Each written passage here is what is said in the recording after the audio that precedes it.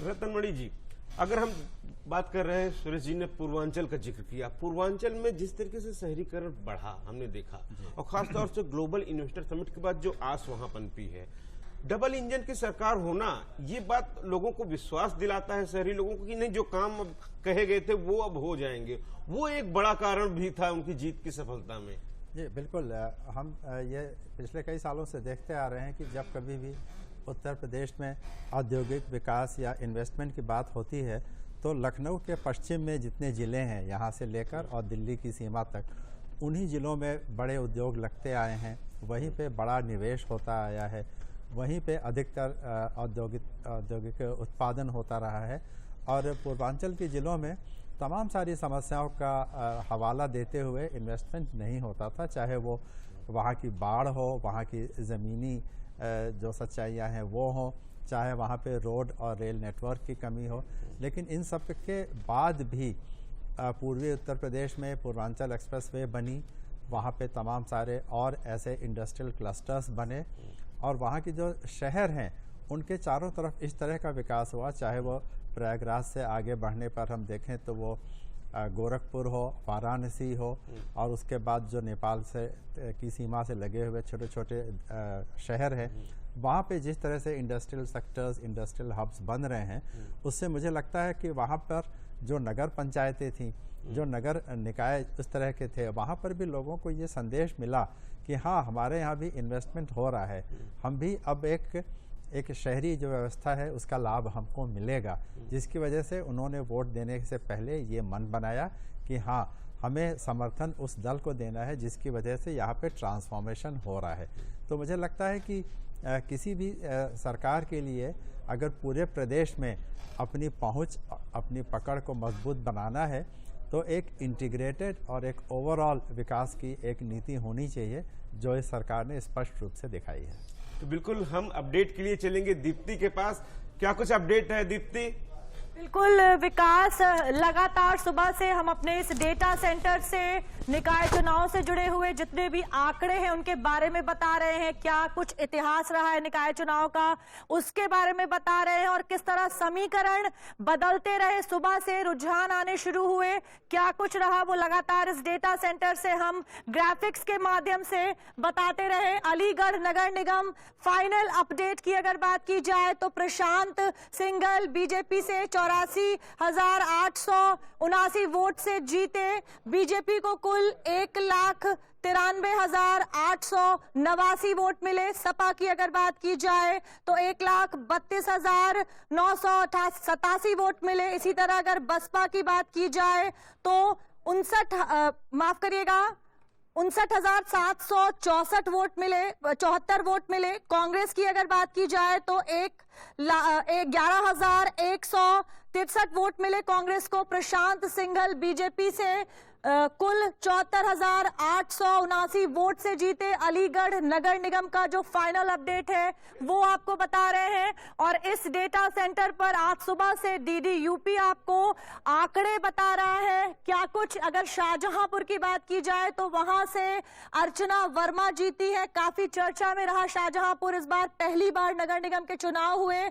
BJP को कुल 30,256 vote मिले, उससे जीती। बीजेपी की जीत हुई है, वहां से अर्चना वर्मा मेयर प्रत्याशी है। बीजेपी को कुल 80,740 वोट मिले हैं। सपा की अगर बात की जाए तो वो 20,144। बसपा की बात हो तो 5,543 वोट मिले हैं। और इसी तरह अगर कांग्रेस की बात की जाए शाहजहांपुर में तो 50,484 वोट मिले हैं। लगातार जो आंकड़े हैं वो आपको बता रहे हैं प्रत्याशियों के बारे में, किस पार्टी को कितने वोट मिले। मथुरा नगर निगम का अगर फाइनल अपडेट आपको बताएं तो विनोद अग्रवाल वहां से जीत गए हैं, बीजेपी के प्रत्याशी मेयर बने हैं। 1,10,529 वोट से वो वहां पर जीते हैं।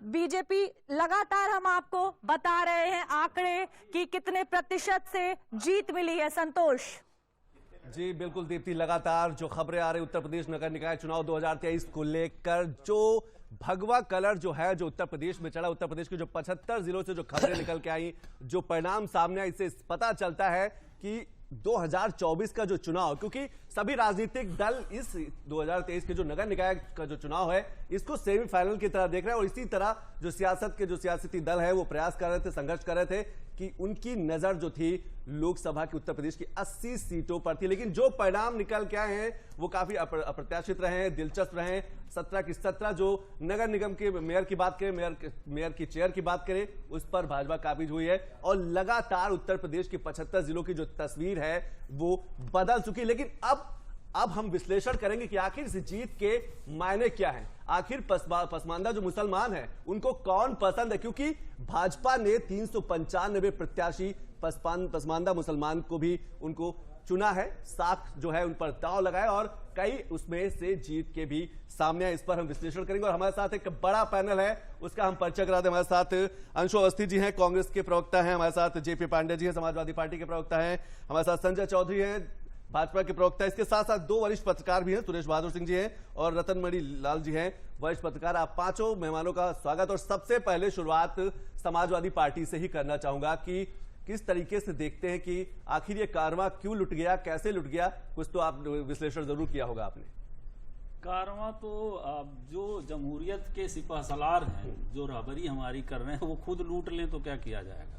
चूंकि ये तो आप स्थानीय निकाय अर्बन एरिया का है, रूरल का जब हुआ था 2021 में, तो जहां जनता से प्रत्यक्ष चुनाव था, हम जीते थे, फिर भी सारे जिला परिषद अध्यक्ष बनवा लिए थे। तो उसमें हमें कोई आश्चर्य नहीं है। जिस तरह से सुनियोजित ढंग से संघ अपनी पूरी ऊर्जा लगा के मतदाता लिस्ट से मतदाताओं का नाम गायब किया गया, और जिस तरह से मतदान देने से वंचित किया गया, और जिस तरह से बाबा जी मंच पे जाके डरवाते रहे। जेपी जी बहाने ढूंढ रहे हैं आप? नहीं, बहाने नहीं बता रहा हूं, तो आपको बोलना ही है, कुछ तो बोलना है, चाहे ईवीएम पे बोले, चाहे आप वोटर लिस्ट पे बोले, चाहे आप जो वोटर है उनके नाम अगर ये तो बोलना है। सुनिए, ट्रिपल इंजन की सरकार है और किसी भी सूबे की 67% 70% जनता निकल नहीं रही है, तो 70% की बात ना की जाए, केवल 36% की पीठ थपथपा ली जाए, जीत हार लगी रहेगी। आप जो 24 की बात कर रहे हैं, ये हिंदू महासभा जनसंघ से आज तक भाजपा नगर केंद्रित पार्टी ही रही है, और जब बहन जी की सरकार थी तब भी महापौर यही बनाते थे ज्यादा, और विधानसभा में तो फिर हमारी सरकार आई, मनमोहन सिंह का भी कार्यकाल पूरा हुआ 10 साल का, तो इसका कोई 24 से मतलब नहीं है। लेकिन चिंता की बात यह है कि ये जीतते इनको धन्यवाद, लेकिन जो ये काम शुरू कर दिए हैं जिससे तरह से मतदाताओं को डराया जाता है, और जिस तरह से तो आप ये कह रहे हैं कि आपका मतदाता घर से नहीं निकल पाया, और इसी वजह से जो स्वाभाविक है, हार हुई है वो ये बड़ी वजह है, नेचुरल सी बात है। और वो उसमें नेचुरल अल्पसंख्यक जो अकलियत के लोग थे, आधी आबादी को निकलने से ही रोक दिया गया, और पूरा पूरा काम पुलिस प्रशासन ने किया। क्योंकि इन्होंने पुलिस को केवल वेलफेयर स्टेट को पुलिस स्टेट नहीं बनाया, वो एक माफिया स्टेट है, जो मतलब पुलिस खुद रंगदारी वसूलती है, प्रतिपक्षियों या वैसी मतलब हत्याएं करती है, और प्रशासन लश्कर लेके जो आम क्या इसका एक दूसरा पहलू नहीं हो सकता कि आपको लगता नहीं कि आपका जो वोटर है वो निकला नहीं, आपका जो मतदाता है आप उसको घर से नहीं निकाल पाए, आप उस तक अपनी बातों को समझा नहीं पाए, अपनी नीतियों को बता नहीं पाए, क्या ये दूसरा पहलू आप नहीं देख सकते? नहीं, वो निकलता कैसे? जो आप जानते हैं कि प्रतिपक्षी नेताओं की क्या दशा इन्होंने की है। सबसे बड़ा माफिया तो अगर मुकदमे के आधार पर आजम खान साहब है, बताइए, वो उनका संसदीय इतिहास रहा है, वो सबसे बड़े माफिया है। तो स्वार का रिजल्ट बिल्कुल स्वार के परिणाम भी सामने है। मिर्जापुर से जो लगातार जो प्रतिक्रियाएं आ रही हैं प्रदेश भर से, उसमें एक हम मिर्जापुर से एक प्रतिक्रिया सुन लेते हैं। जीत का श्रेय मैं पहले अपने विधायक जी को दूंगी, क्योंकि उनका आशीर्वाद था, और साथ ही हमारी जनता जो एकदम बराबर हमारे साथ खड़ी रही, और उनका आशीर्वाद बना रहा, हमारे साथ चले, ताकि उन्हीं के ताकत से ही हम जो है चल पाए, नहीं तो हम तो बहुत कमजोर थे, चलने लायक नहीं थे। इसीलिए जनता का अपार मतलब आशीर्वाद है कि हम चुनाव जीत गए। जी सुरेश बहादुर जी, कैसे देखते हैं, क्योंकि अब समय यह है कि हम जीत के मायने पर विश्लेषण करें कि आखिर कहां चूक रह गई सपा से, बसपा से, कांग्रेस से, क्योंकि एक बड़ी निराशा हाथ में लगी है तीनों विपक्षी पार्टियों को। क्या आपको लगता है जिस तरीके से उत्तर प्रदेश की पिछले 6 सालों में तस्वीर बदली है, उसका असर यह देखने को मिला है कि जो मतदाता है उसके जहन में कहीं ना कहीं जरूर रहा होगा कि उत्तर प्रदेश की जो तस्वीर बदली है, और शायद इसी वजह से ज्यादा से ज्यादा वोट भाजपा के पक्ष में गए हैं? देखिए, जहां तक मेयर चुनाव की बात है, आप पिछले इतिहास भी देखा करिए तो उनमें हमेशा अधिकतर सीटों पर भारतीय जनता पार्टी ही कब्जा रहा है। क्योंकि शुरू से ये माना जाता रहा कि भारतीय जनता पार्टी नगरीय क्षेत्रों शहरों की पार्टी रही है और इसलिए उनका भारतीय मेयर पर कब्जा रहा है। हाँ, इस बार निश्चित रूप से 17 की 17 सीटों पर भाजपा का कब्जा होना ये निश्चित रूप से दर्शाता है कि उनकी लोकप्रियता या उनकी आप कहिए कि उनके मतों की संख्या में निरंतर बढ़ोतरी हुई है। और उस बढ़ोतरी के कारण निश्चित रूप से जनता ने ये माना है कि या कानून व्यवस्था में सुधार, कुछ विकास की बातचीत, और उससे उनको ये भारतीय जनता पार्टी ये समझाने में कामयाब हो गई है कि उन्होंने विकास के पथ को अग्रसर किया है, विकास के पथ को दुभेरा है, कानून व्यवस्था में सुधार किया है, चाहे जिस रूप में देखिए। और हाँ, ये तो मैं स्वीकार भी करूंगा या आप स्वीकार करें कि संगठित गिरोहों पर निश्चित रूप से भारतीय जनता पार्टी ने एक लगाम लगाने की पूरा प्रयास की। भले ही उस पार्टी पर यह आरोप लगे कि इन्होंने एक समाज वर्ग को ही छेड़ा है या एक समाज वर्ग को ही पहुंचाया है वहां तक, लेकिन यहाँ ये मानना ही पड़ेगा। और जीत के निश्चित रूप से जीत के माने होते हैं, और जीत जब जीत होती है तो उसकी निश्चित रूप से तारीफ के हकदार हैं, इनकी प्रशंसा की भी जानी चाहिए। रतन मंडलाल जी, कैसे देखते हैं जब अपराध पर अंकुश लगाया जाता है, जब किसी उत्तर प्रदेश, अगर हम उत्तर प्रदेश की जो एक परसेप्शन, एक छवि पहले हुआ करती थी कि ये आपराधिक स्टेट माना जाता था, अलग अलग जोन के अपराधी होते थे, माफिया होते थे, पूर्वांचल के अपने अलग माफिया होते थे, पश्चिमी उत्तर प्रदेश का अपना अलग गिरोह चलता था, क्या आपको लगता है जिस तरीके से वो माफियाओं पर अंकुश लगा है, नकेल कसा गया, वो उसका असर देखने को मिला है कि इतनी बम्पर जीत के साथ भाजपा उभर कर सामने आई है? सच तो यह है कि क्षेत्र ही नहीं बल्कि 80 के दशक से लेकर और पिछले कुछ साल पहले तक प्रदेश के हर बड़े शहर में किसी न किसी एक इस तरह के कुख्यात अपराधी का नाम हुआ करता था कि कानपुर में ये हैं और आगरा में ये हैं, मेरठ में ये है, मथुरा में ये हैं, गाजियाबाद में ये हैं, लखनऊ में ये हैं, गोरखपुर, प्रयागराज, वाराणसी वगैरह। तो एक समय ऐसा था, बल्कि मैं कहूँगा वो समय कई दशकों तक रहा, जब उत्तर प्रदेश के सभी प्रमुख शहरों में किसी न किसी तरह के एक अपराधी का दबदबा हुआ करता था, जो सरकारी टेंडर हैं, सरकारी काम है, रेलवे के काम हैं, कोयले का, हाईवे का वगैरह वगैरह, शराब के लाइसेंस हैं, इस तरह की तमाम सारी चीज़ों पे कब्जा किए रहते थे।